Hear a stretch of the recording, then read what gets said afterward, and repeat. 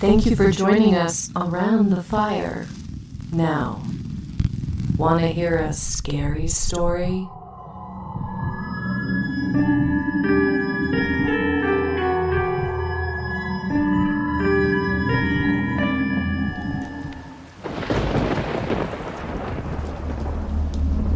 The 4 young boys had been canoeing for 5 days in the wilderness, and they were hungry, sore, and totally exhausted. Their guide, Jake, kept pushing them on. There was another portage just ahead. "I don't think I can make it," Ty said in a weary voice. He shared a canoe with Ron. Ron didn't say anything. He just kept paddling. As usual, their canoe was lagging behind the other 2.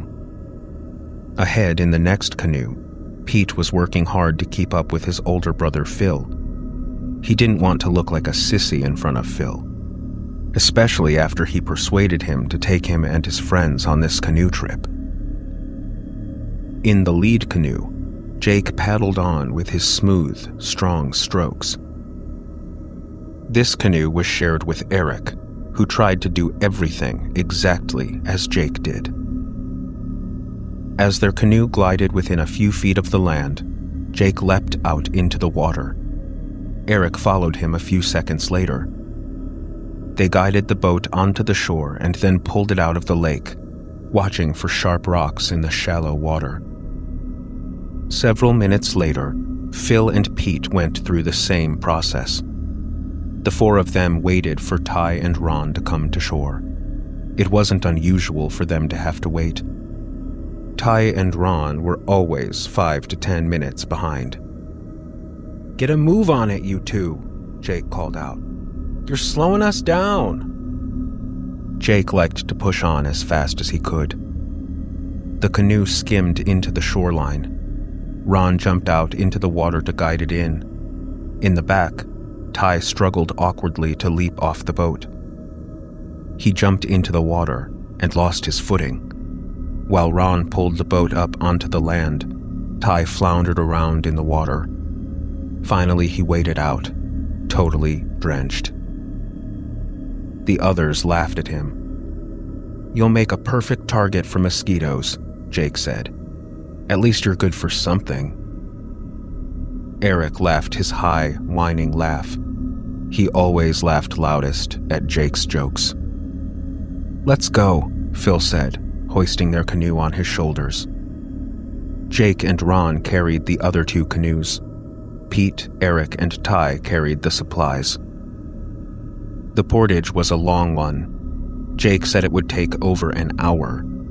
The 6 of them tramped through the spongy undergrowth of the woods. The water squished in their leather boots with each step. They had all pulled down their mosquito nets to cover their faces and necks, but their hands and forearms were unprotected. The black northern mosquitoes buzzed around their bodies, thirsty for blood. It wasn't so bad for the supply carriers. They could slap the bugs away. But carrying the canoes required a tight grip of both hands. Jake cursed as he watched the welts rise on his arms. Ty stumbled along way behind the rest, stopping every few yards to swat away the mosquitoes that circled his body in a swarm. "Look over there," Phil yelled. "In the crook of that tree. It's a goonie bird nest." Everyone looked in the direction Phil's arm was pointing. There was a huge nest with large gray eggs in it. Goonie bird eggs. "Okay, guys, it won't be the last time you see a goonie bird nest. Let's keep going," Jake ordered, without breaking his stride. They continued the rest of the portage in silence. When they came to the next lake, Jake pushed his canoe into the water and Eric loaded in the supplies. "I thought we were going to have lunch now," Ty complained in the whimpering voice the others had grown to hate. "At the next portage," Jake said without consulting anyone else. "I'm starving too," Ron said under his breath. But he pushed the canoe out into the lake, trying to catch up with the others who were already out ahead. The 3 canoes moved out over the blue, clear water. There was no conversation. Each person was either lost in his thoughts or too worn out by his physical exertion. The air was still. Then, the silence was broken. The hoarse, croaking call of the Goonie bird echoed over the lake. Seconds later, a huge bird dove down from the sky like a kamikaze bomber. Its body shot into the water, not more than 20 feet from the last canoe. "That one came close," Ty whispered to Ron. He didn't like the Goonie birds. In fact, he was afraid of them. The two boys watched for the Goonie bird to reappear. It took over a minute. Then it resurfaced, several yards away from where it had entered the water. A silver fish was clamped in its strong beak. The 6 canoeists watched as it took flight again. 10 minutes later, another hoarse croak came from the sky. It was loud, incredibly loud. Everyone looked up, and even Jake couldn't believe his eyes. "That's the biggest Goonie bird I've ever seen," he exclaimed. No one took his eyes from the bird. Its body straightened like an arrow, ready for the dive. When it hit the water, waves rippled out that slammed against the canoes. "A bird like that could kill you if it wanted to," Phil said in a quiet voice. Pete looked around to Ty and Ron. He had the same scared look on his face that they did. The Goonie bird resurfaced farther away from their canoes, but they could see its prey wriggling desperately in its beak. No more Goonie birds dove around them on the lake. They reached the next portage. After getting an okay from Jake, they pulled out the squashed loaves of bread and peanut butter and jelly from their packs. It wasn't much, as hungry as they were, but they couldn't eat a lot until the evening meal, when they made camp. The 6 sat silently, wolfing down their sandwiches. Ty finished first. He reached for more bread, and Jake grabbed his arm as his hand went into the wrapper. "You've had your share for today. This food has to get us all the way back to base camp." Ty withdrew his hand. Jake's grip had left marks on his arm. The others started talking about the day's journey as Ty sat alone, feeling sorry for himself. "You've been in this part before, haven't you, Jake?" Eric asked. Jake said arrogantly, "Not where we're going today." "But I thought you said," Phil began. I know, I told you we'd go the regular route. But I've done that a million times. I thought I had a good group here." He stopped and snickered. "That was before I found out about Ty." Then he continued his explanation. "Anyway, I decided last week that I'd go somewhere new. Somewhere that canoe parties don't go to." "Great," Pete said without enthusiasm. He was too tired to feel adventurous. Phil stood up. "Let's get moving then." He felt a little worried. He had hired Jake, and he was responsible for everyone else. But as long as Jake knew where he was going. They started the portage. Jake took the lead canoe again, but this time Pete and Ty shouldered the canoes while Phil and Ron and Eric carried the supplies. Eric broke a trail through the woods, directed by Jake. "Hey, look at this!" Eric called out after they had been walking for 20 minutes. The rest of them came to a halt around Eric.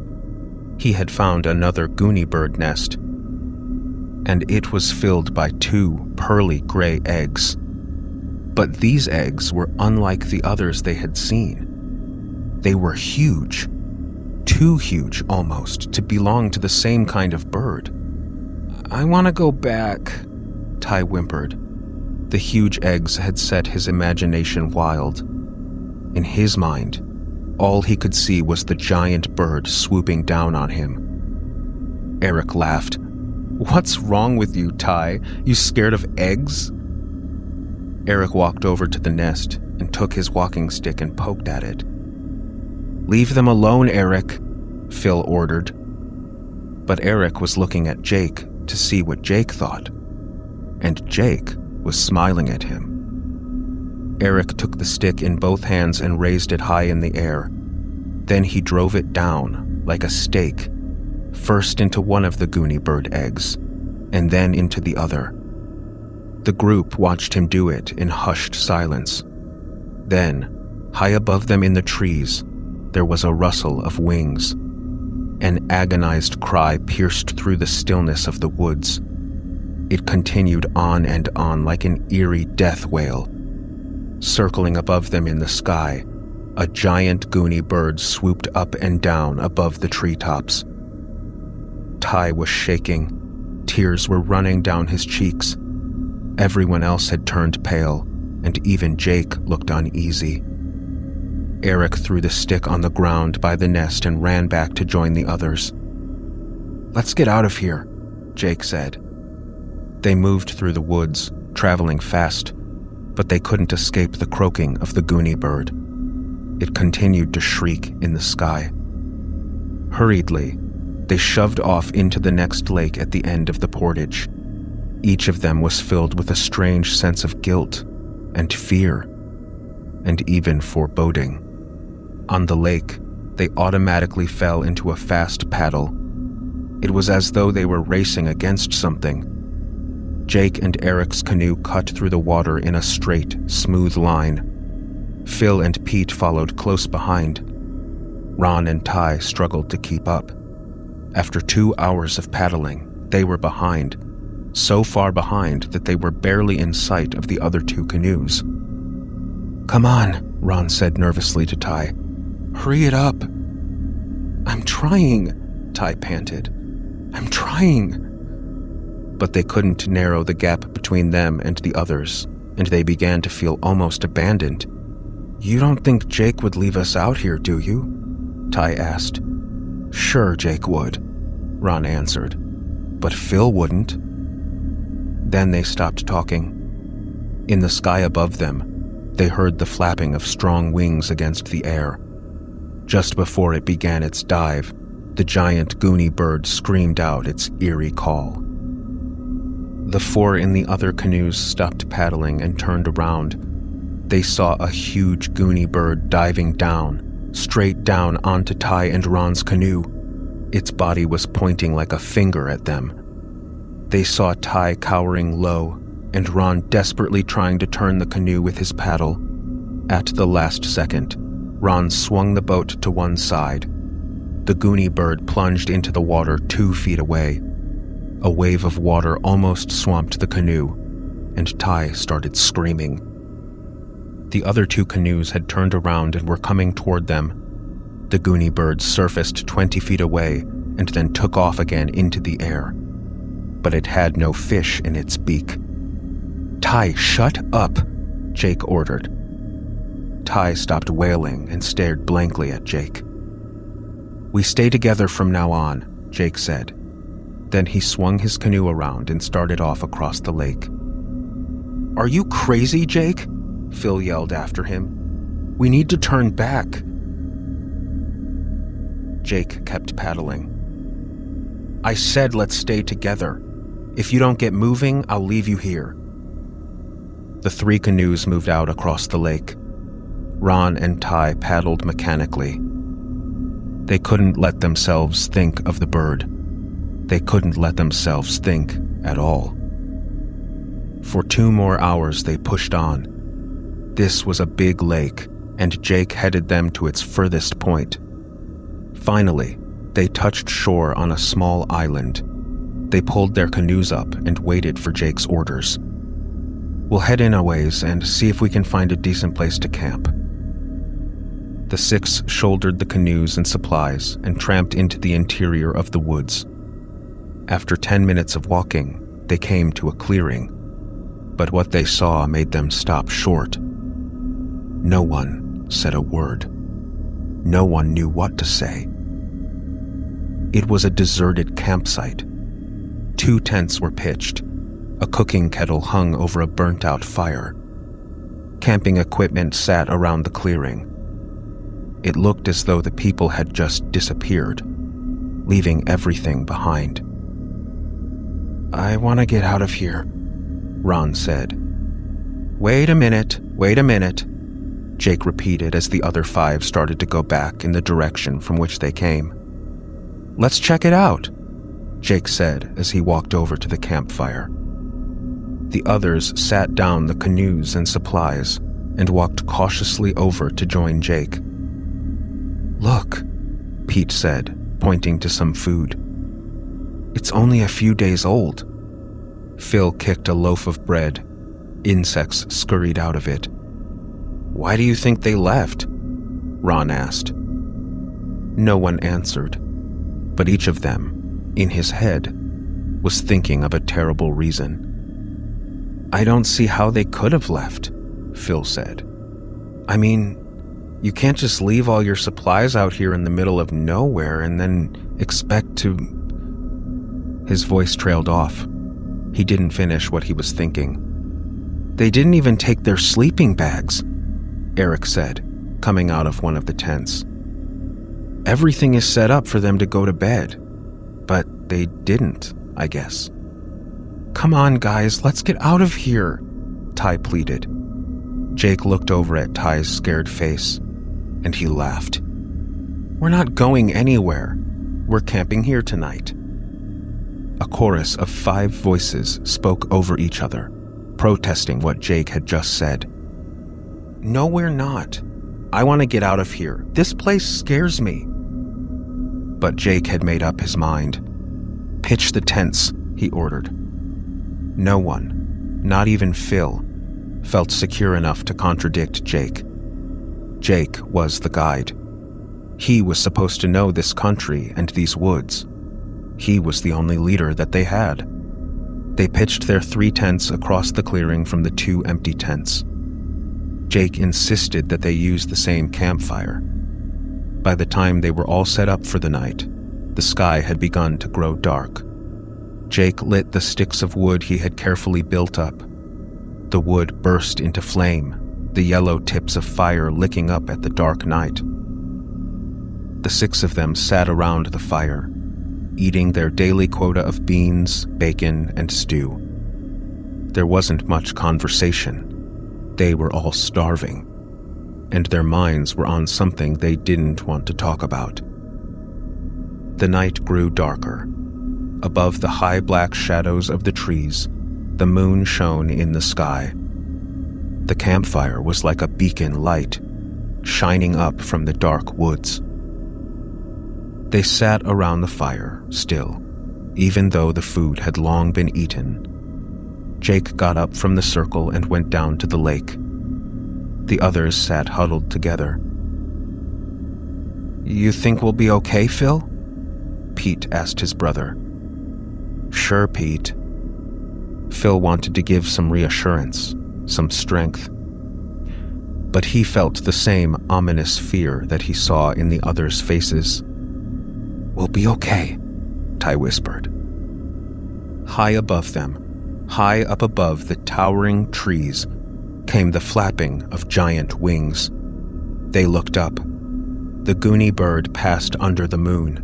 Its black shadow was silhouetted in the moon's silvery light. It began to dive. The beak was aimed toward the campfire's beacon of light. The beady eyes were fixed upon the circle of bodies in the large clearing. It swooped down on them, making its hoarse call of beckoning to the other giant Goonie birds. It came down in a great swoop over Ty's body, and its strong beak clamped around his neck. Then Ty was pulled upwards, his arms and legs flailing in the wind. The other giant Goonie birds came. 5 more giant Goonie birds swooped down for their prey, and moonlight streamed down on the still, deserted campsite.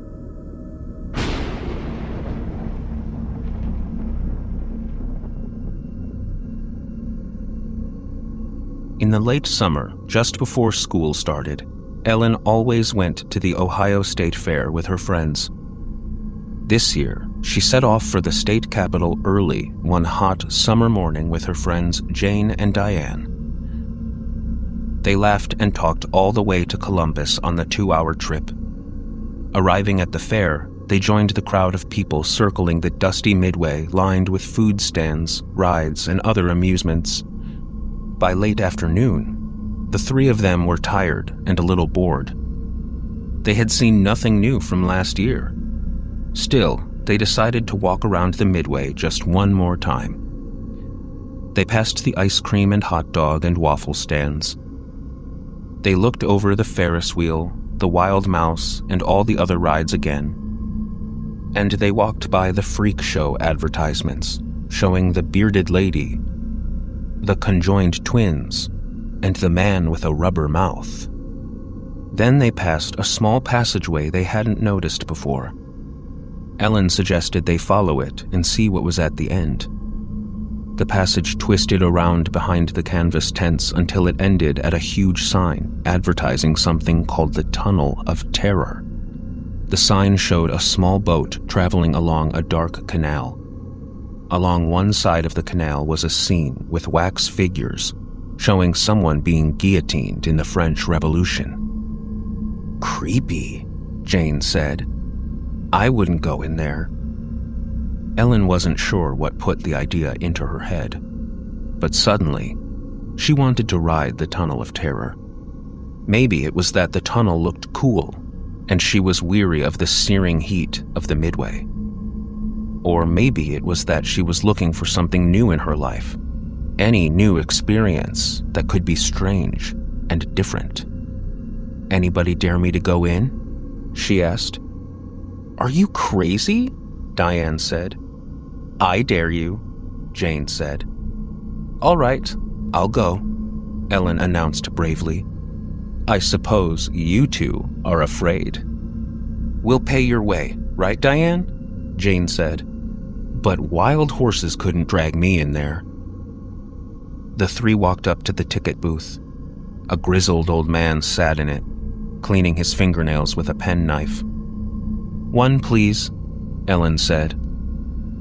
"You're going in alone, are you?" the old man asked, staring at her through his bushy eyebrows.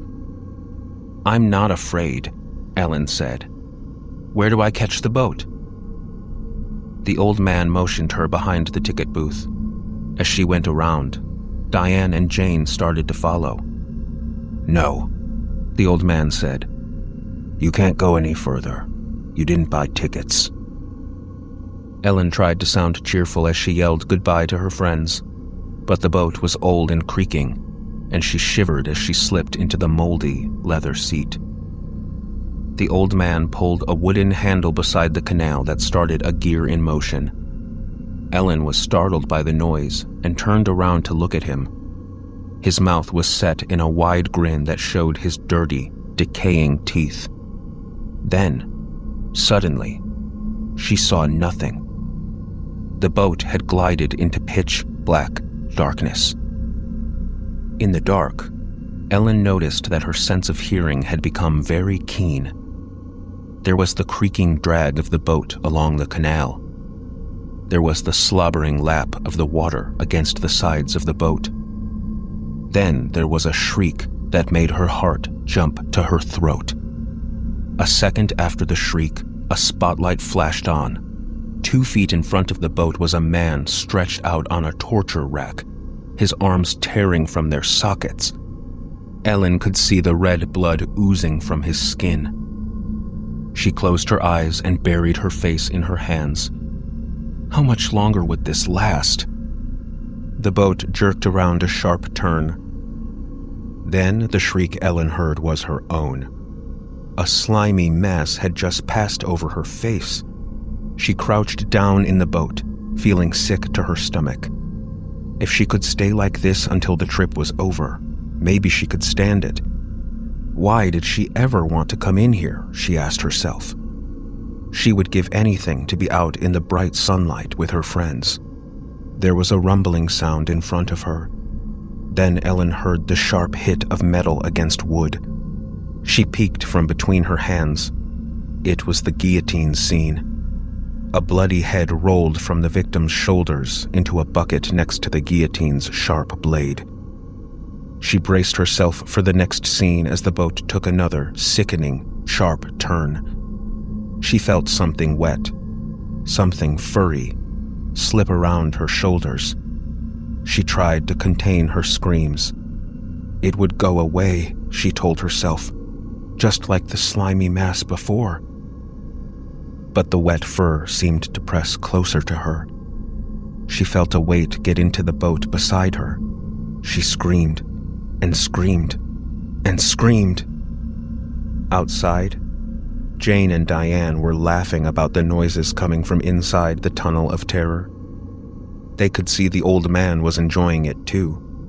He leered at them, with a strange grin on his face. But then, the noise from the tunnel of terror seemed to change. The screaming became constant, taking on a shrill tone of madness. The two girls looked at each other uneasily. Jane walked up to the old man's ticket booth. "Will she be coming out soon?" she asked him. "Few more minutes," he answered, still grinning. "Getting her money's worth, ain't she?" Jane walked back to where Diane stood at the end of the canal. "I don't like it. I wish she would come out." Just then, the air was split with a cry of terror so awful, the two girls shuddered at the sound of it. "Get her out of there," Jane said, running up to the man. "Nothing I can do," he said. The screaming went on in the tunnel. It was hysterical now. Then a louder sound pierced the air. An announcement was being made over the intercom of the fairgrounds. "Ladies and gentlemen, it is important that you stay calm and don't panic. A gorilla has escaped from the zoo. Please find a safe place to wait until it has been recaptured. Do not go anywhere alone. Let me repeat again, do not panic." But the announcement came too late for Ellen. Her friends watched as she glided out of the tunnel, the gorilla sitting on the seat beside her. They quickly got Ellen out of the boat, and, miraculously, she was unharmed. Except for her mind, that is.